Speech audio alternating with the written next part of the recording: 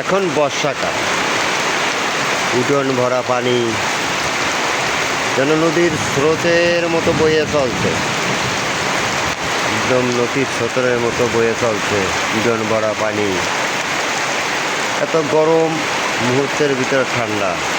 আকাশে মেঘ নেই, বৃষ্টি তার নিজের ধারায় সে বয়েই যাচ্ছে, নিজের ধারায় সে বয়েই চলেছে।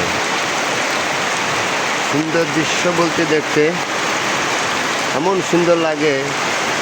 উঠোনে ভরা পানি, সমস্ত পানি এক জায়গায় দিয়ে নদীর স্রোতের মতো এই বয়ে চলছে। এটাই আমার বাড়ি।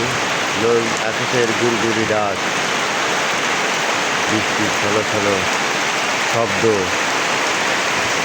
শুনতে মধুর লাগে। ছোটোবেলায় এরকম আষাঢ় মাসে বৃষ্টি নামলে আমরা দলে দলে সবাই বৃষ্টিতে ভিজে খেলা করতে নামতাম, পুকুরে ডুবইতাম, নদীর জলে সাঁতার দিতাম। এখন আর মানুষের ভিতরে সেই নাই, সেই অনুভূতি এখন আর কোনো মানুষের ভিতরে পাওয়া যায় না।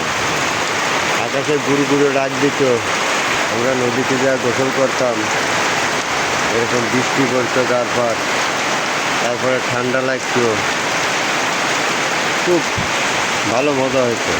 এখন তার উঠোন ভরা বৃষ্টির ছলো ছলো পানি, অথচ একজন নাই যে উঠোনে খেলা করবে, সেরকম নাই। অথচ বাড়িতে পোলাপান বোঝায়, কারণ ওদের ভিতরে আর সেই অনুভূতিটা নাই।